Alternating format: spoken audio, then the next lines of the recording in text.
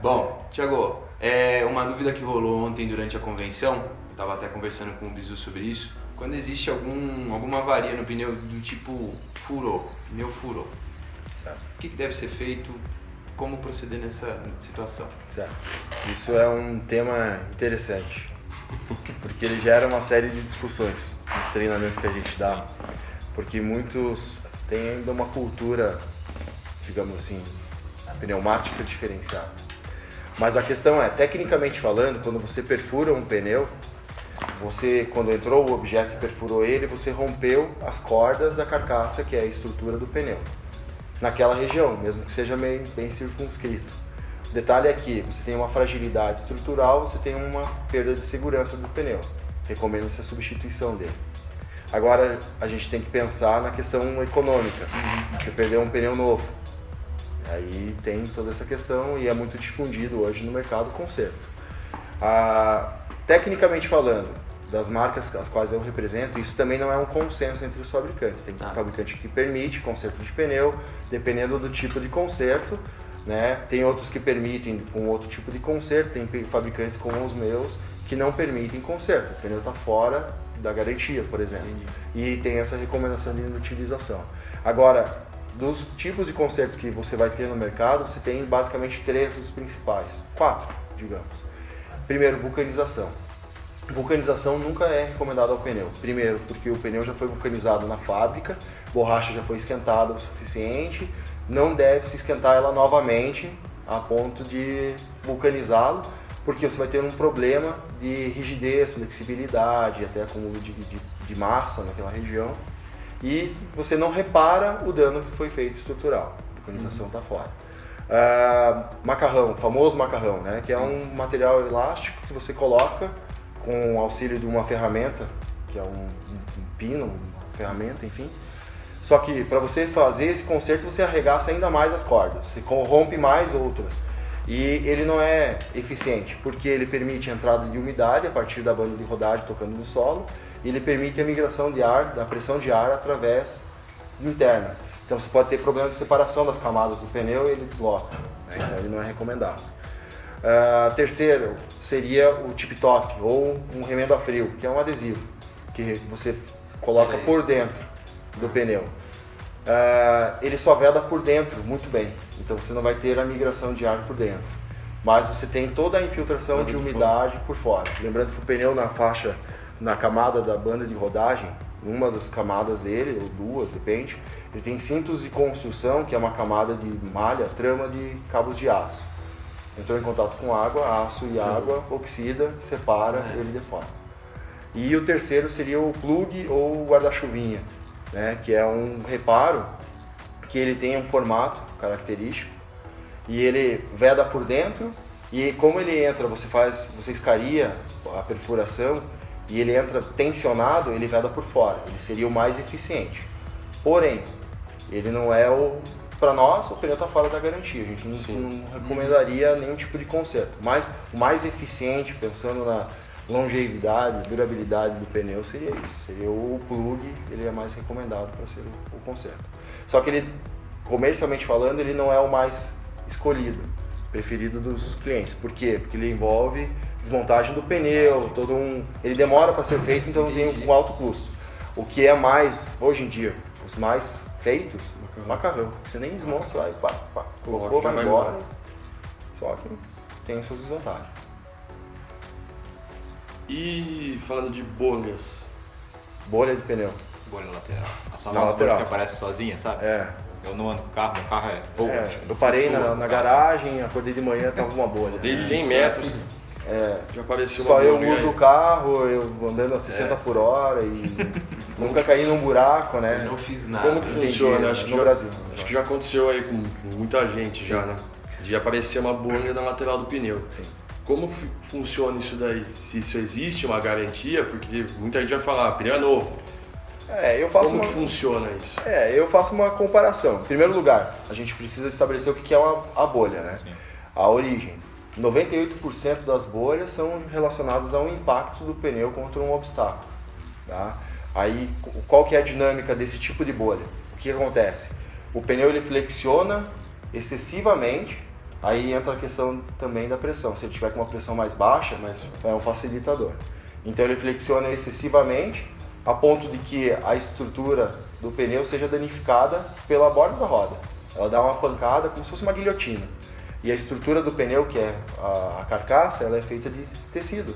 Poliéster, nylon, rayon, depende do tipo do pneu. Né? E ele se rompe.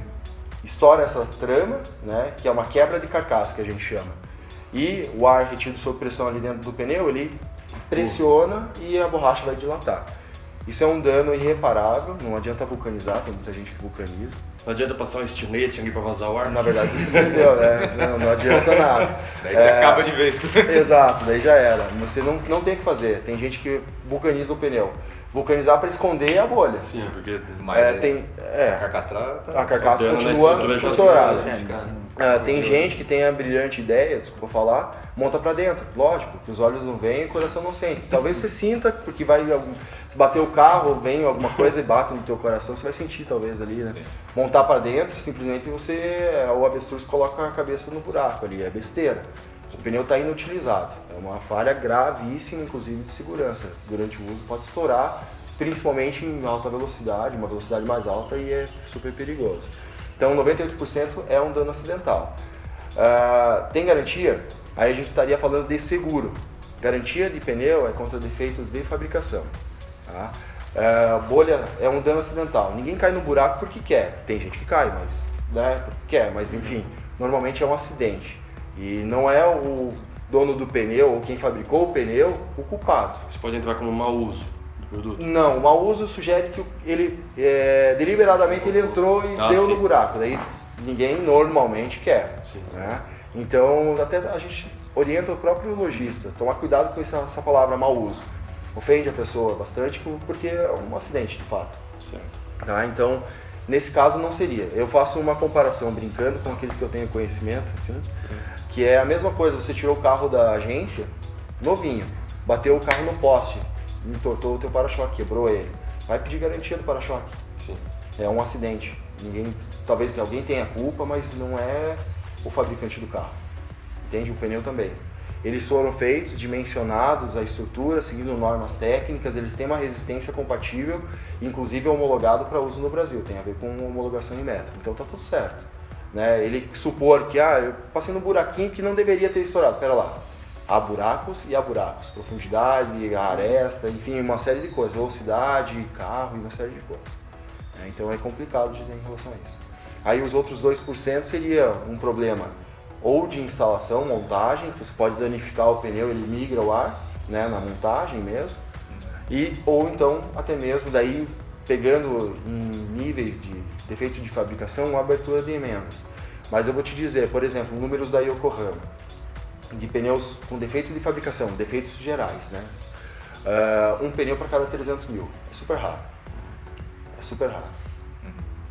Então você tem que tomar cuidado, mas de qualquer forma, pneu com bolha inutiliza. Então se você tem bolha no pneu, é bem pouco provável que tenha sido um defeito. Sim, e é importante que fica vestígio. Seja uma marca na roda, que inclusive sai quando você passa o dedo, E outra alegação, os clientes falam, nem entortou minha roda, pera lá. Então joia, você teve um prejuízo a menos. Poderia entortá-la, né? Às vezes bate bem onde tem o braço da roda. Sim. E é uma região bem mais rígida, então ele não tem por que entortar. Né? E a pancada não precisa ser tão forte, porque às vezes entortou a roda, você rompe o pneu de uma vez, ele fura, ele rasga, né? Então não precisa ser um impacto nesse sentido, né? Nem quebrou nada no meu carro, assim por diante. Infelizmente acontece, não deveria, né? Sim. Mas acontece. Thiago, outra dúvida, última pergunta minha. Você tem medidas que são indicadas pelo fabricante para o seu carro, é um 225. Eu posso alterar essa medida, tornar maior ou menor? Você vê que é normal, às vezes você achar um 225 para 235. Sim. Uma medida assim. Antigamente a gente tinha uma questão de que os carros eles não tinham tanta tecnologia embarcada. A eletrônica do carro era muito mais simples e ele não conversava tanto um componente com o outro. Hoje o carro está todo ligado. A dimensão do pneu interfere no câmbio, que interfere no computador de bordo, que interfere no odômetro, que interfere nisso, naquilo. E essas alterações você vai ter consequências. O computador do carro ele vai ajustando, mas chega num ponto que às vezes você joga um problema para ele que ele vai travar, ele entra em modo de segurança, como a gente já viu, né? O carro coloca uma medida muito maior, o carro ele não passa de 80 por hora, ou simplesmente ele imobiliza, você tem que chamar o guincho, reprogramar, resetar e ir embora. Existia nessa época que os carros eram mais simples, até tolerâncias, digamos assim. Antigamente era 3%, depois 2%, hoje em dia eu digo que é caso a caso e não existe tolerância, porque dependendo do carro você pode ter graves problemas de quebra de diferencial, de problema de não funcionar bem o câmbio, dele ficar louco, o câmbio joga marcha, baixa marcha, ele não entende o que está acontecendo, porque ele entende que houve um problema, só que ele não sabe que tem um problema físico, que é o comprimento de volta maior de um pneu maior sendo utilizado. Quando você coloca um pneu maior também você tem um problema de consumo de combustível, né? Então tudo tem que ser muito bem pensado. Nós, para os nossos lojistas e para todo revendedor ou consumidor que ligar, nós oferecemos esse serviço de assessoria, consultoria, digamos assim. Ele pode ligar no nosso 0800 e a gente vai conversar com ele, explicar, ver o que já foi aplicado, o que não foi aplicado, e se for aplicar alguma coisa fora, a gente fala, não coloque, vai dar problema. Aconteceu isso, eu tenho esse histórico, porque a gente conversa com revendas de todo o Brasil. Então, de praxe, eu recomendaria colocar sempre a medida original recomendada pelo fabricante do veículo. Aí, não entender que seja pneu original. Pneu original nem sempre, salvo exceções, que eu brinco muito com a Yokohama, né? Yokohama é equipamento original de vários veículos, normalmente marca top, carro top e vem com Yokohama original. Esse pneu ele foi feito, desenvolvido, dimensionado especificamente para esse carro, então é o melhor para o carro. Agora, no mercado de reposição geral, veículos normais, assim, digamos assim, não que seja algo não depreciativo, entende? Mas de larga escala. Você tem uma situação que o pneu que é equipamento original nem sempre é o melhor para o carro. Ele tem a ver com o custo de aquisição da fábrica para vender o carro no melhor custo. Então ele é um pneu compatível, ele não é o melhor. Então, logicamente, você pode colocar pneus compatíveis, medidas. Então você pode utilizar medidas, modelos, marcas diferentes para esses carros também. Então, sim, galera, vocês querem mudar a roda do carro, vocês querem aumentar o diâmetro, liga para o Auto Center, liga para o pessoal da Yokohama, entra no 0800, caso o pessoal de Piracicaba liga da Yokin, tá? E procura uma parte mais técnica para você fazer essa modificação. Não custa, tira suas dúvidas, que é melhor do que você ir fazendo no jeitão. Até porque no caso desse aí, um acidente, você pode ter um problema com a seguradora, né? Também tem. Sim. O segurador é o menor dos problemas, né? Sim, também, digamos, mas você vai descobrir que deu um problema, tá errado quando dá o problema, né? Também é outra coisa, eu brinco que o cliente só descobre que ele comprou, às vezes, um pneu ruim quando ele precisa mais dele. É numa freada de emergência, é numa curva que ele começou a desgarrar, perdeu a traseira e assim por diante. Então... é um momento meio tarde, né?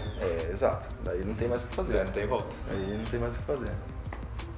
Bom, ninguém mais tem dúvidas? Acho que não. Tem alguma curiosidade que você queria compartilhar, alguma coisa? Olha, na verdade a gente já falou. Eu acho que já falou sobre bastante o suficiente, coisa. Na verdade, pneus, assim, a gente pode falar, a gente tem um treinamento de 1 dia e meio. Sim. E eu poderia fazer um treinamento de 5 dias, na verdade de 1 ano. E a gente continuaria falando de coisas novas que acontecem. Mas de maneira geral, assim... Senão a partir daí a gente vai estar entrando numa parte muito técnica daí, né? Basicamente, mais pra frente, sim. Agora uma recomendação de segurança, para bem utilizar um pneu, digamos, sempre atentar à manutenção do veículo, né? O pneu é o único elo de ligação do carro com o solo. Então tudo que estiver acontecendo no carro está sendo transferido para o pneu. Se você tiver um problema de freio, vai transferir para o pneu.